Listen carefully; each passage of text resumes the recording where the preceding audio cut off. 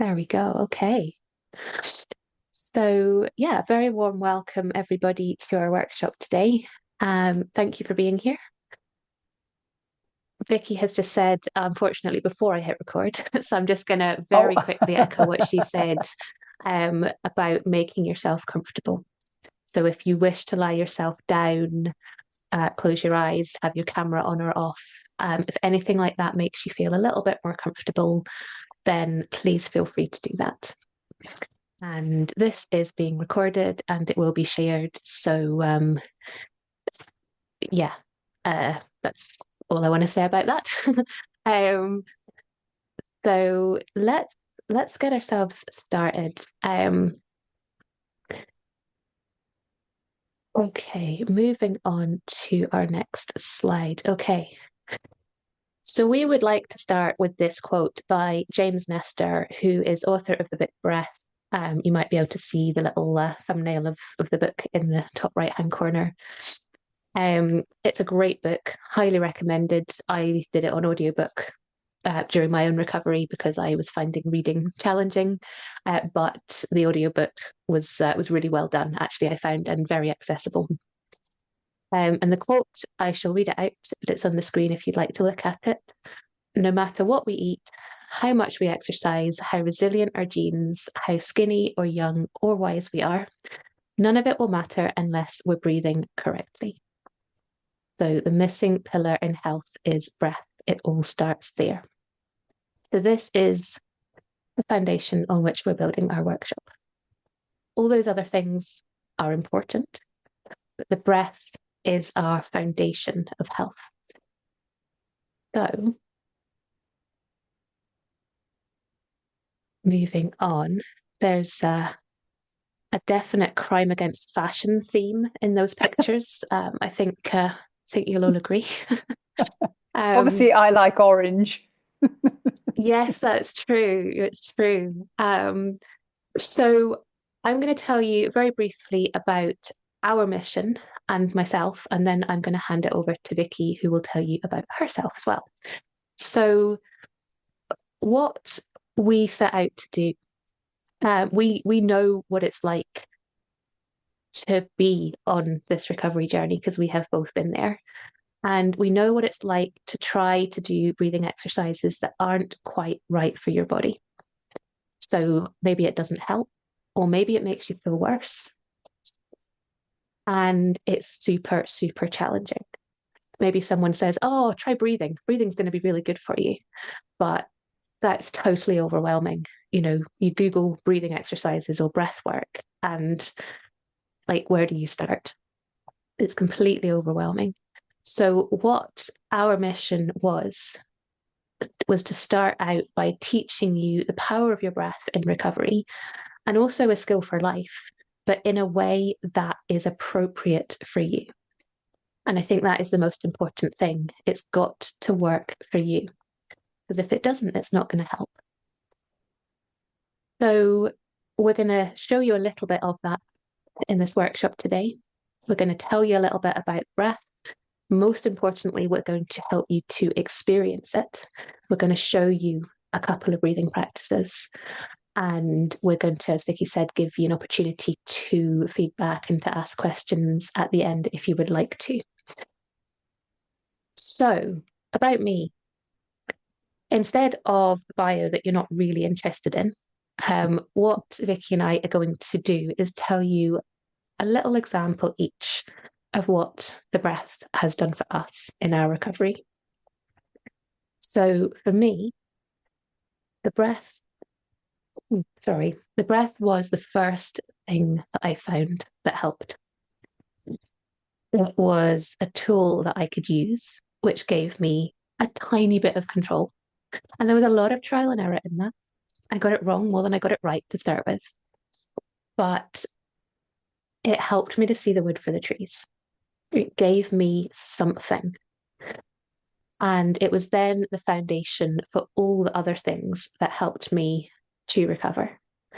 So it all started with the breath, going back to James Nestor. So handing over to Vicky. Vicky, what did the breath do for you? You know, I can almost mirror what Jackie just said. It was literally 2 years in that I found um, a breathing technique that actually helped me. I had tried some that really hurt me, and it became almost like my constant companion.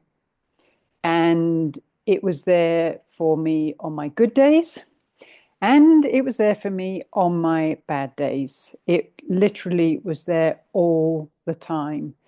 It really complemented some of the other recovery modalities that I was exploring at the time. Um, it helped me really listen to my body, which before getting sick, I wasn't really great at.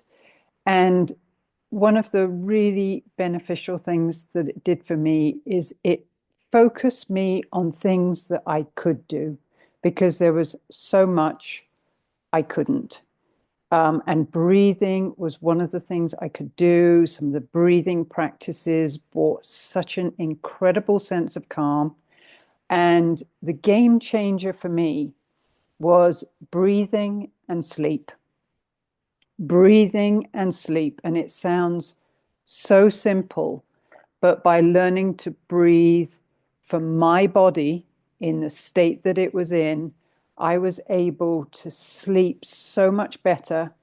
And, now happily I can say I am recovered. So it's still there though. My little breathing practice, still my constant companion. It's like a parrot on my shoulder. I'm not sure you'd see the parrot, Vicky, because it's you're so brightly coloured anyway. Okay, so what we're going to do is we're going to check in with our breath. So, again, if you're not already lying down, you may wish to lie yourself down to do this. Or if you're more comfortable seated, that's completely fine. I'd recommend some back support and allowing yourself to be as supported and as relaxed as you can be. Again, we're not going for perfection here. We're just doing the best that we can with what we have. So if you want to have a little wriggle or make any little adjustment, then please feel free to do that. If you find it helpful and comfortable to allow your eyes to drift closed, then you can do that. Or if you prefer to keep them open, allowing your gaze to rest somewhere just ahead of you, bringing a little relaxation into your body. Again, as much as you're able to. And remember that this is your breath practice and your choice. But if at any point you start to feel uncomfortable, or this is challenging, or it just doesn't feel right for you, at any point you can stop. You can open your eyes, you can move your body, you can adjust, you can wriggle. So this is your choice.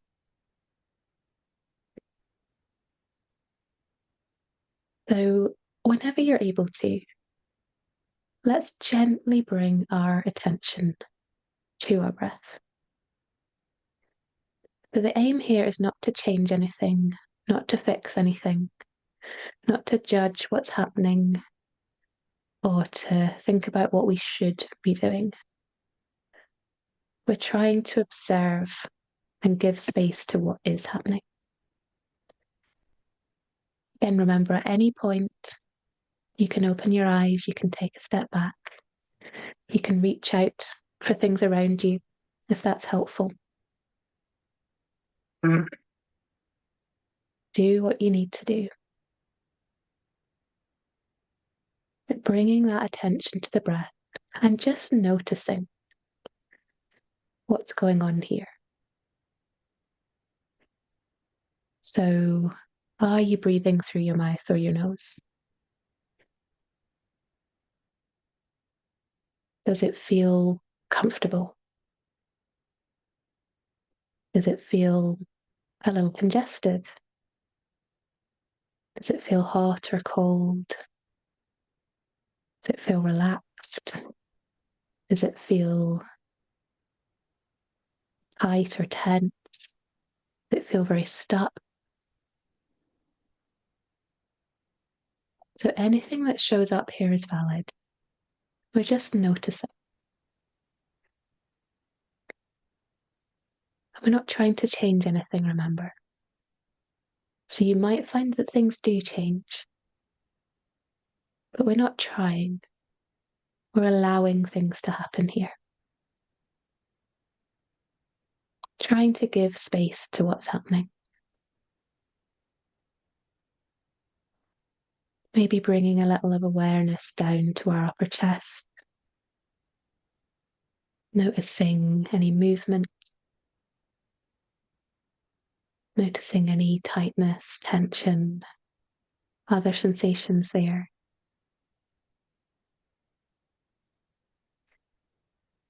And then bringing the attention a little lower still, down to our belly, the lower ribs.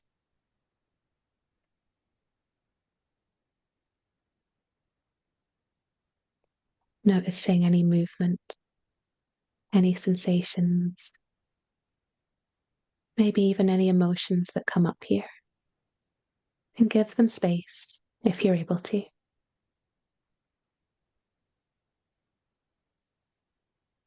So remember, we're not trying to fix anything here. We're just checking in. What's going on? What's happening down there or in there?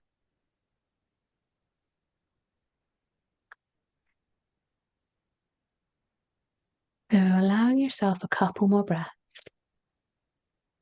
and just noticing if there's any change in your body from when we started. So we've only done this for a few minutes, but is there any change? Do you feel a little softer? Do you feel a little bit more relaxed? Have things slowed down a little? Or maybe you've noticed that there's more discomfort. Maybe you found emotions that came up. Maybe you found that it was really hard to concentrate because your mind is very busy today. So anything that you noticed here is valid.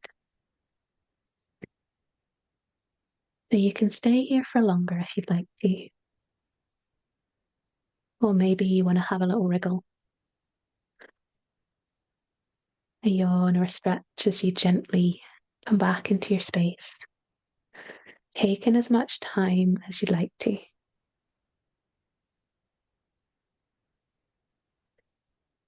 And I'm just going to give you a moment before we carry on, because I think what we don't have enough of is space in our lives often.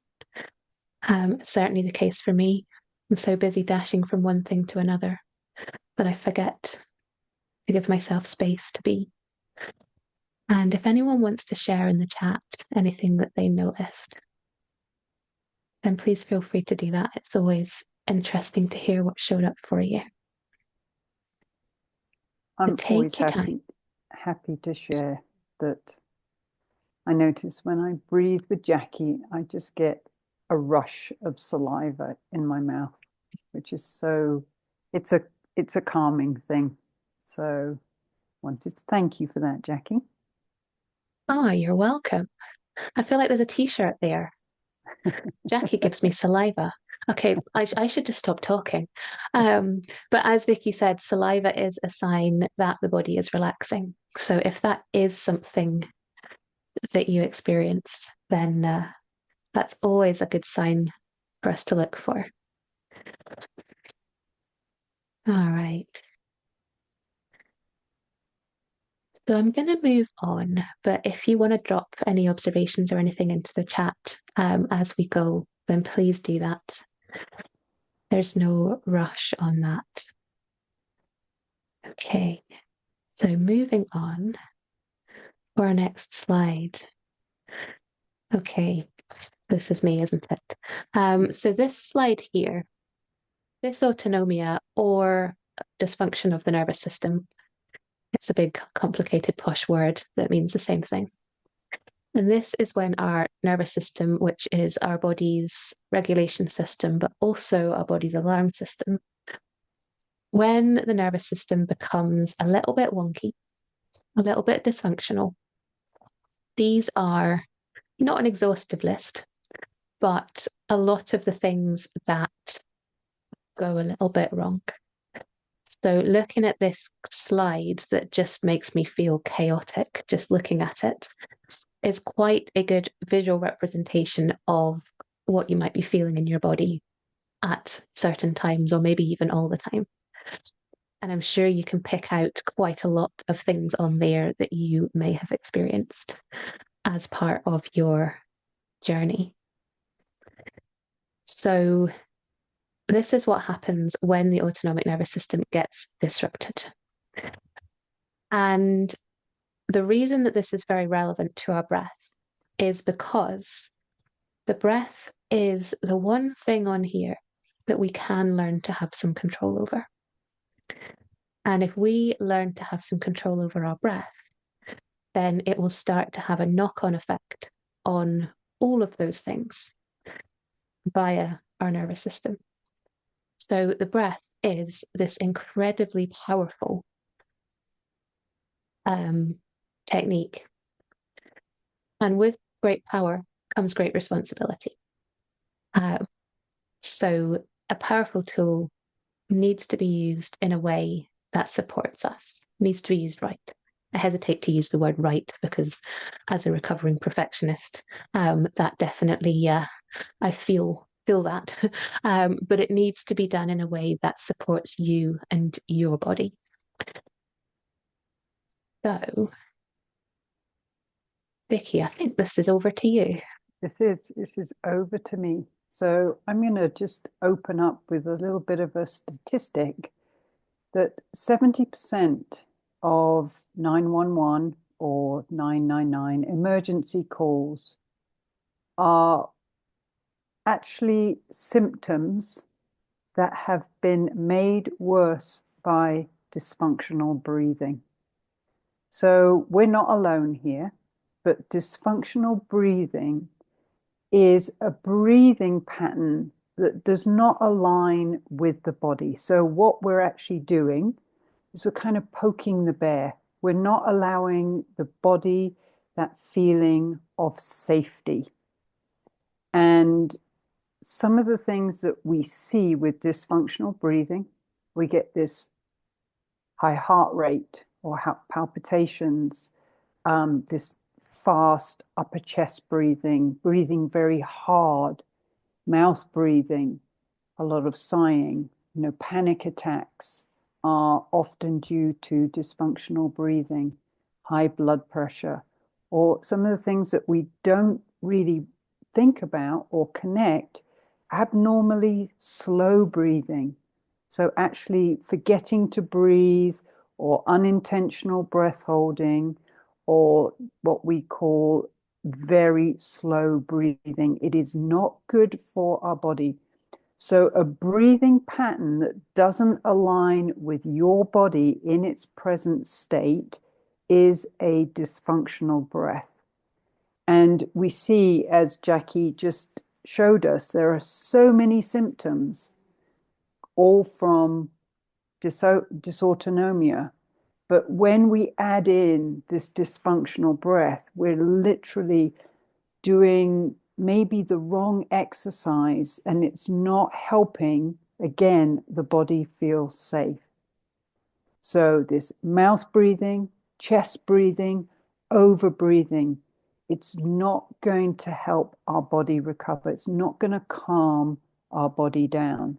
So let's move to the next slide and talk about positive things like functional breathing, because there are so many things that we now know, that we teach, that when we learn to breathe functionally, we are going to decrease the severity of so many of our symptoms.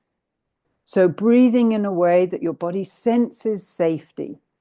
We're breathing with our nose. We're breathing using our diaphragm. We're slowing our breath down to a breathing rate that the body likes. And it will literally take the edge off your symptoms. It's taken the edge off mine, and I know it took the edge off Jackie's. But it's a journey, it's a kind of an exploration. So we can sit here and say a functional breath is breathing through the nose, breathing with the diaphragm, and breathing slowly, but learning how to use your breath in your life to help with your day-to-day life and your symptoms is what we do in our courses. So, like I said, there is a breath for most of the symptoms that are experienced from people on this recovery journey.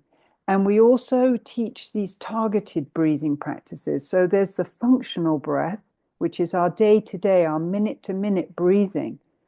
But then imagine having these targeted breathing exercises that you can use in case of emergency. Remember, we all have that on our phone. In case of emergency, we have that number that we need if there's a problem. Some of the things we teach in our class are those in case of emergency breathing exercises.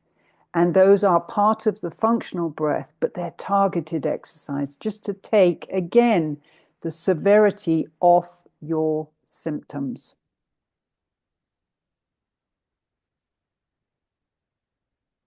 Okay. Yes. So as Vicky says, there's a breath that is going to help with every single situation. It's just working out what it is the challenge, isn't it? Um, so we talked about the breath being the only part of our nervous system that we can learn to influence directly. And that's one of the reasons the breath is so powerful and so important. The breath is also our most vital fuel source. So breathing is at its heart energy exchange. You know, energy in a match, energy required. And if we get it right, it's going to help us. If we don't, it's going to hinder us. And as you can see on there, we breathe around 25,000 to 30,000 breaths a day, approximately. So every single one of those breaths can either help or hinder recovery, which is quite a big deal, isn't it? Just by every breath that we breathe. And for most people, many of those breaths, if not all of those breaths, are pretty much unconscious. So, what we did earlier with the breath awareness exercise was we made the unconscious conscious. So, we brought the way that we breathe into our conscious awareness so we could notice what was going on. And that's not always a comfortable experience because sometimes we think, my goodness, this feels horrible. But that gives us that way of knowing what to do. You know, we don't know what a problem's there, then we can't do anything about it. Now, food and water and sleep are all very important. But as you can see on the slide there, you can survive without food for approximately 3 weeks. It's not going to do you any good. But, you know, we can survive without it. We can survive without sleep for approximately 10 days and water for about 3 days. And I'm not recommending that we try that.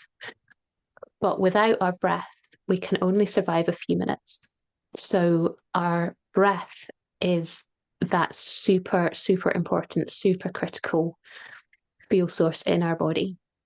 And that is another reason why it is so important and can have such a huge influence on how we feel in our body.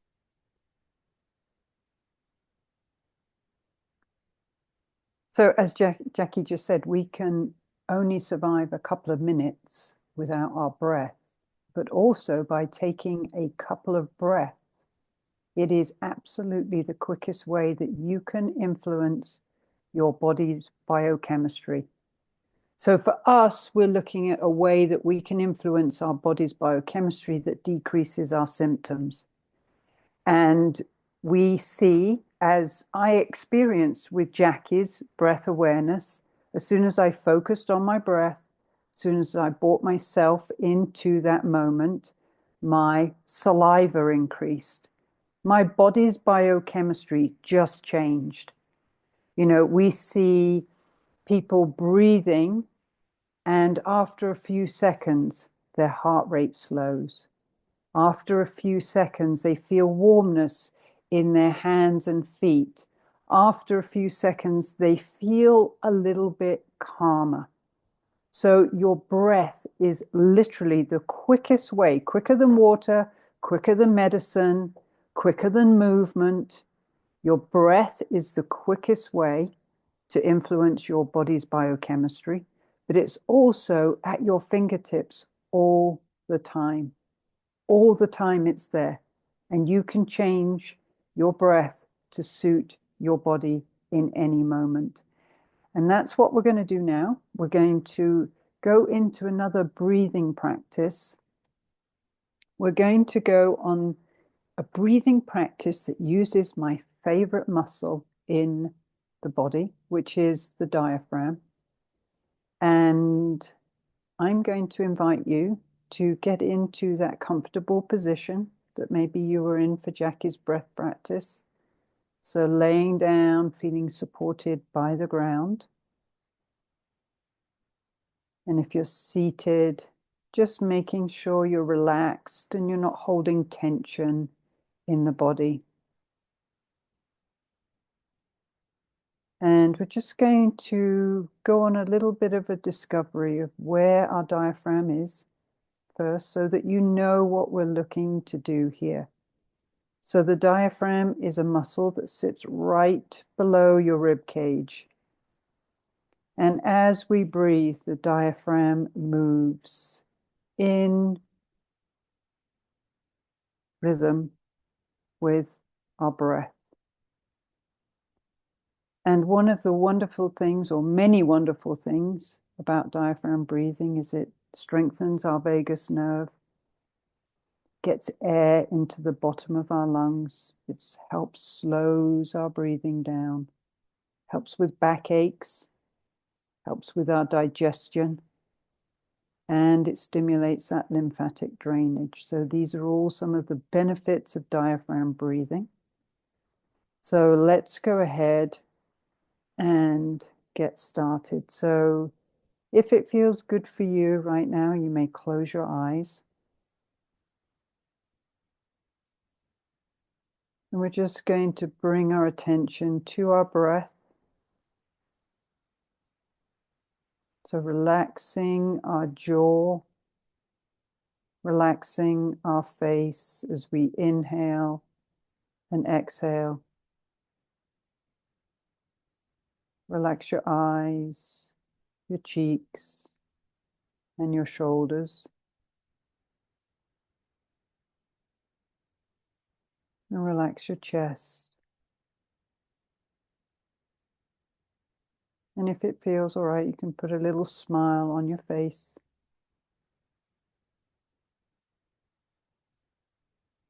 And then we're going to imagine a balloon just in our belly. So pick your favorite color. You've got that favorite colored balloon in the belly. And what we're going to do is we're just going to start expanding that balloon with your breath. So as you inhale through your nose, think about that balloon just expanding, just inflating a little bit. So noticing a tiny bit of movement in the belly. So as you inhale through the nose, that air travels down to inflate that balloon that moves the belly. So this is not an overinflation, it's a small movement.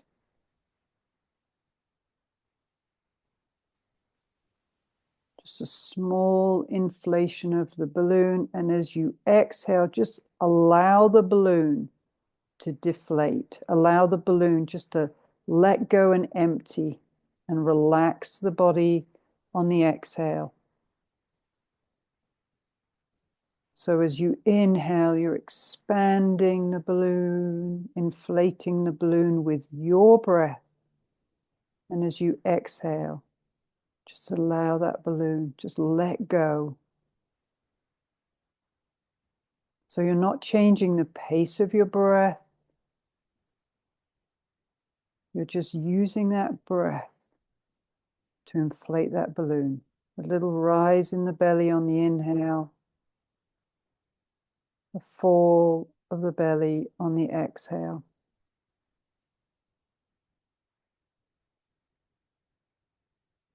And on your next couple of breaths, what I'm going to invite you to do is just to breathe a little bit or inflate that balloon just a little bit more or a little bit less. Just ask your body, does my body need right now?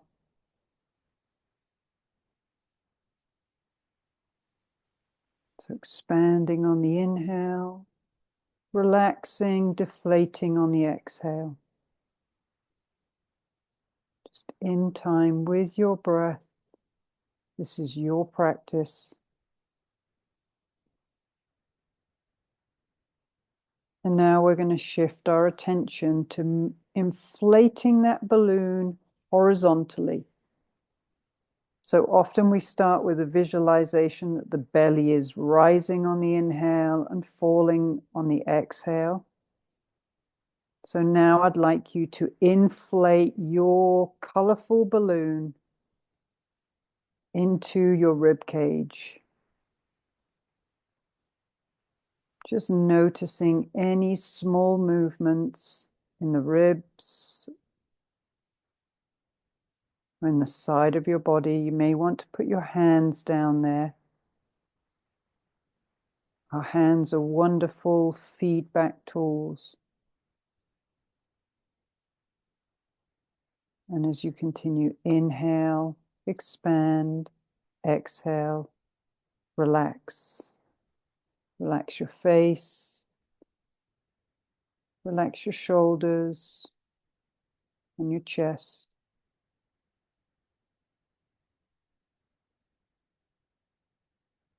And then the last part of that balloon, we're going to expand it into our back body, just into our spine. So again, as you inhale, you're moving that air into that balloon,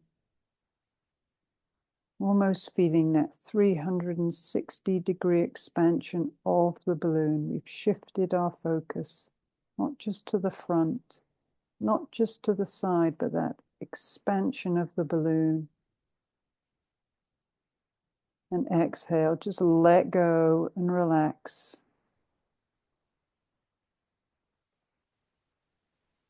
Again, you may want to change the amount you inflate your balloon a little bit more. Be playful. Always asking yourself, does my body like this? Not over breathing, not trying to inflate that balloon to its maximum capacity, just finding that sweet spot that connects your breath with your body.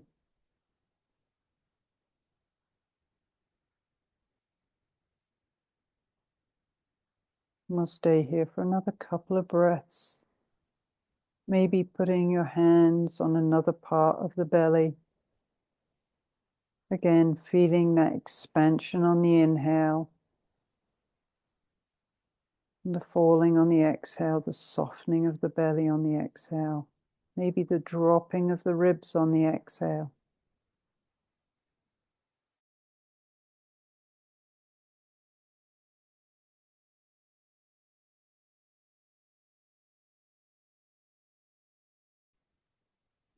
Body and your attention.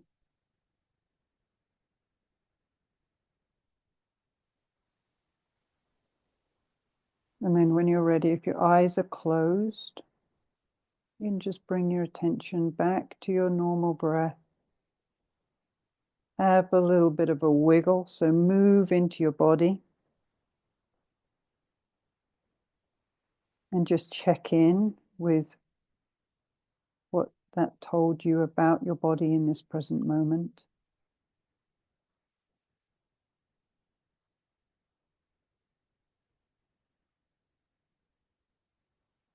And then we're going to move on with just the last bit of this presentation.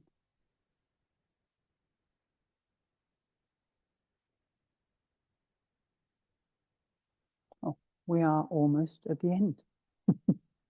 So if you'd like to stay with us, we're just going to just talk a little bit about the breathing courses that we offer. And I know we call them breathing courses, but I think there's so much more. And we just love what we do. The reason that we created these courses were because this is the course that we wish we'd had. Jackie and I wish we had had when we first were introduced to the power of the breath. So, yes, in these breathing courses, we talk about breathing, we talk about symptoms, but we also know that it's not just about those things. It is literally about feeling overwhelmed as we go through this recovery journey. Sometimes it's so frustrating trying to figure these things out on your own. Sometimes you don't have the energy to do that. Sometimes we feel unsupported. So the breathing courses, yes, they teach breathing, but you're in groups of people going through the similar journey to yours. There's a sense of community, and it's a place where people understand each other. So some of those testimonials, yes, they talk about that it's helped them with their recovery, but it also gives them a little bit of hope, and it gives them better days than they had before they started. So that's what the breathing course is about. It's about learning to breathe. It's about a community. It's about feeling heard. And it's about feeling that you've got people that actually understand what you're going through. So we've got a couple of courses starting in May. And at this time, I think we're going to open it up to Q&A, unless I've forgotten to talk about something, Jackie. No, I think you did such a good job there that I don't need to add anything, other than we just wanted to flag up that these are the last courses that we are running until September. So these two course dates that start May the 11th and May the 12th, depending on which option you pick, our next ones will be September. So I was going to say strike while the iron is hot. Sounds anyway. Moving on. um, so yeah, we would love for you to join us and to support you on your journey forwards and to help you with a tool that is going to set you up both for recovery and for beyond. Because as Vicky said, her breath still supports her in every single day now, and I can say exactly the same. So Isn't that part of the Toy Story? Recovery and beyond. I think I'm going to make that into like a graphic and put it out on our Facebook. Um, Buzz, Buzz Buzz, Vicky, Breath Vicky Lightyear, Lightyear. Breath Lightyear. There we go, Breath Lightyear. We've got it. Um, Perfect. So we will send out all these links and everything with the recording. Um, but all of this information can be found on our website, which is longcovidbreathing.com. And you can reach us through our email as well if you want to reach out beyond just now. And our email, I think you probably all know it, but it is longcovidbreathing@gmail.com. So yes, you're welcome to reach out. Um, oh, that was all on the final slide. Um, so if you have questions, then please throw them into the chat and we will start to work our way through them. Nora's saying, can I ask if you have any breathing tips for better sleep? Vicky, you said earlier that sleep was a game changer for you. Oh In a my nutshell, gosh. Breathing Yeah. tips for better sleep. You've got 30 seconds, go. Gosh. Okay, breathing tips for better sleep. That day-to-day breathing, number one. So functional breathing during the day is going to translate to better sleep at night and better breathing at night. So often we do all this brilliant practice during the day, and then we go to sleep and our body resorts or just goes back to its other breathing practice, mouth breathing. So practicing that functional breathing during the day and then having a breath practice right before you go to sleep. And I still do this every single day. The body needs to feel safe so that it can sleep. And we need to get that body feeling safe by introducing it or just using the breath to introduce that feeling of safety. So 10, 15 minutes right before you go to sleep to tell your body you're safe, you can sleep. There's nothing on high alert.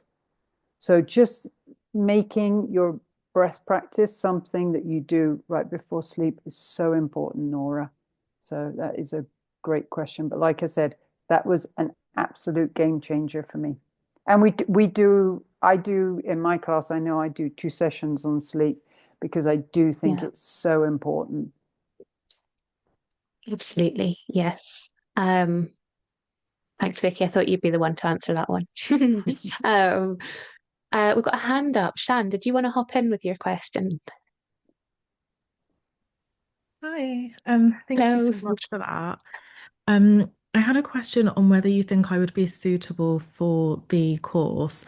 So when I've been like kind of focusing on my breath, especially things that are quite gentle, like yoga nidra or like just like very, very gentle breathing, I something like has been happening in the last 8 months where it will kind of trigger like a panic attack or like I'll start to feel like really, really panicky and I'll go like really gentle. I'll like, maybe like introduce some self-touch, put my hand on my heart, and like I won't like push through.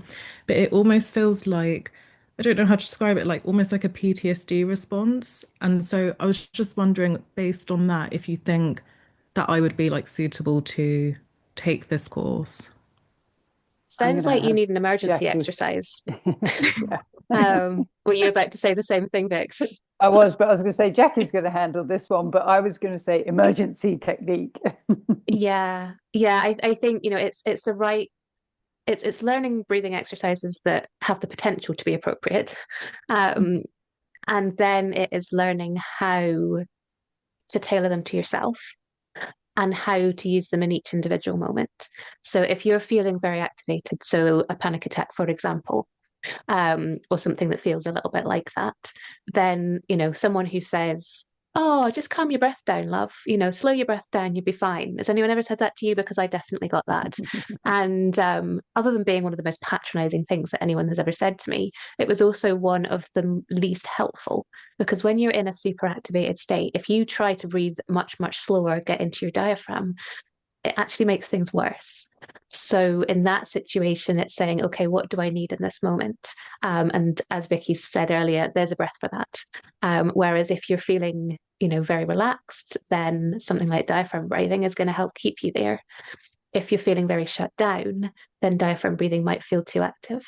So yeah, it's tailoring the exercise and understanding how does the body respond to each individual exercise. What does my body need in this moment? And which one of these many exercises that I've learned is going to be the one for me right now? And as you said earlier, pairing it with other things because we don't breathe in isolation. So, are there other things that I can do alongside that? But getting that breath practice right. Um, yeah, I think, yeah, there's a breath for that. Okay. um, And is that quite common? Like if because I might be like in a really good mood or like feeling really relaxed and it's when I go into the practice that suddenly like I become really triggered. Is that common with breath? yeah, a Okay. lot of Thank God. people do notice that, yeah, that, it's like I said earlier, it's that, making the unconscious conscious, but then we become aware of something and maybe it doesn't feel quite right, so it makes us worry about it. Or maybe, the act of bringing our attention to something like the breath can sometimes cause people to feel very anxious or uncomfortable in other ways. So it's finding a way to do it that feels right. And we teach lots and lots of different ways. So, it's finding one that works for you, but also, then being able to respond to what's going on in your body with the appropriate for you exercise. So yeah, I certainly wouldn't say it's I hesitate to use the word normal, but we see it a lot. Yeah. Um, you're so welcome. Um, are there any other? I'm just scrolling through the chat to make sure I've not missed anything. There were a few questions earlier about yawning, which I did answer in the chat, but yawning's always fascinating, isn't it?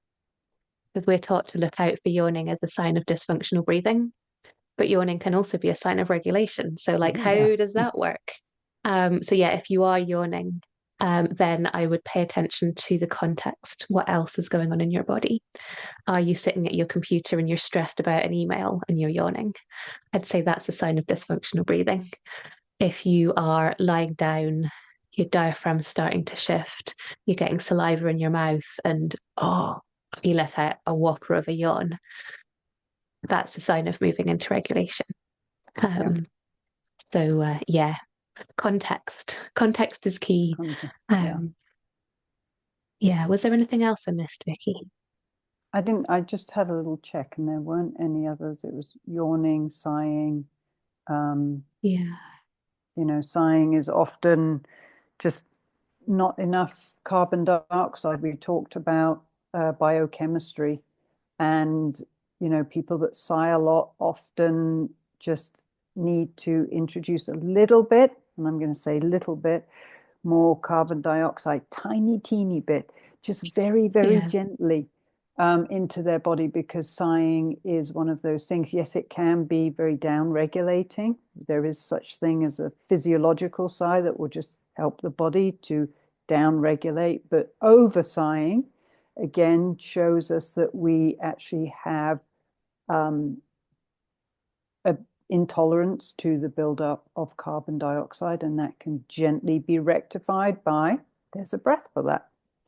I think we should get t-shirts. Yes.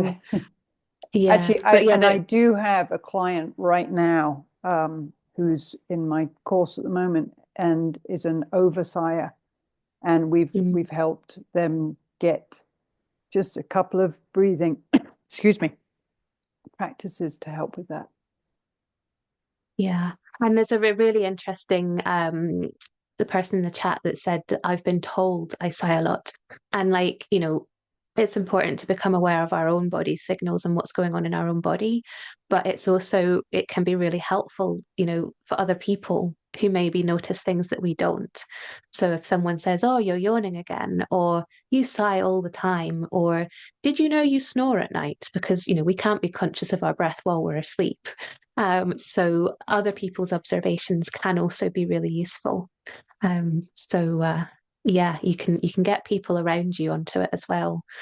Help them get them to help you notice patterns and things. I was interviewing somebody earlier who was talking about recovery being a village or team, I think they said, and it's getting the right people in your team, and sometimes that can be the people around us. Yeah. Nora just popped another one in, which is a great question, and I feel that we should just address it. The verbiage behind breathing. So when I feel stressed, do I need to take a deep breath? And I think, some of the language of breath is so miscommunicated, and a deep breath for one person is not a deep breath for another person. And I don't think a deep breath is necessarily the right breath. It is learning about your body and the breath that's right for you. So when I say, if I say deep to somebody, they may say big, and they go, big breath, deep breath, and their whole body mechanics just fall apart and they're not activating the right breathing muscles.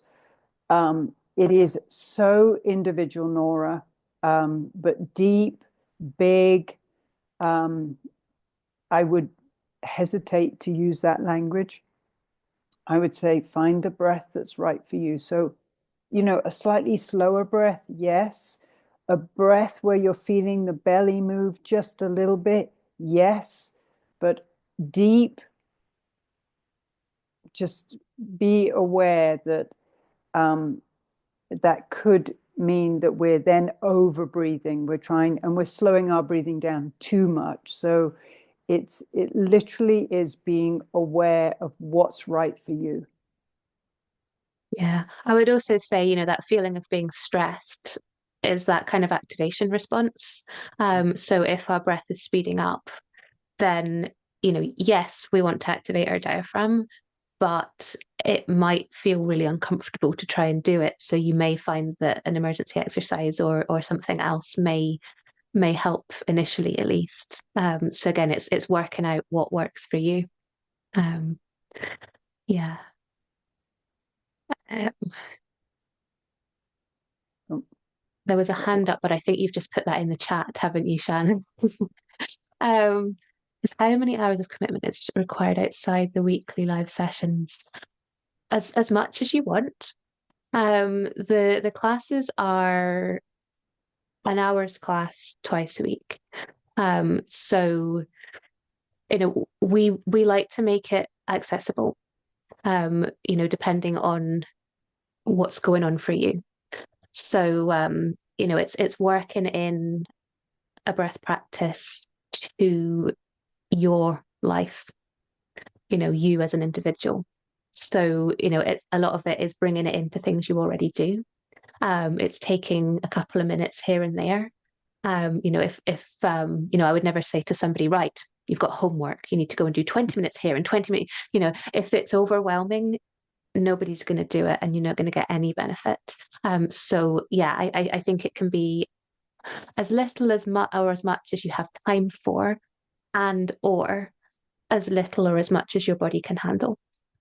And little and often is always going to be more powerful than a big load occasionally. To use I used to be a music teacher. So to use the practice metaphor, I would always be able to tell the people that had done 5 or 10 minute practice per day versus the people that had got their instrument out of the case the night before and done panic practicing for an hour. And the people that made the progress were the few minutes a day people, rather than the, oh my goodness, I have a lesson tomorrow and my instrument's still in the car. um, yeah, I think it works for you. That's the idea, and you keep hold of the recordings as well, so you can come back to them over time if you need to, along with things like the resources that we share and stuff as well. So, I think Vicky said this recently, and I would agree with it that sometimes actually on a second pass we we pick up things that we didn't the first time round. Um, so it can be you can be useful to revisit too. But yeah, And I it's think got to we work for you. also, it's got to work, and pacing also is really important. So we always talk about a little and often. Yeah, And, the other thing that we see all the time is you are the expert of what yeah, you're experiencing. We're there to guide you, we're there to help you, but we're going to teach you to pace. But the one thing we don't want you to do is overdo it. So yeah, it is like Jackie said, hers was musical instruments. I was always into movement, and it was a little and often is much better than just a big practice and then putting us into a crash, because this is a tool for life. And we've all had bad experiences with breath work. I've had horrible experiences, and we want you to feel safe. We want you yeah, to feel better, and we'll give you as much information as we can to get you there, so to guide you. yeah. Awesome. All right. Well, thank you so much, everyone, for being here and for sharing the last hour with us. It's been Vicky and I always agree that, you know, this community and sharing space with people and breathing together is, I think, one of the most powerful things we can do. So, yeah, it's been awesome.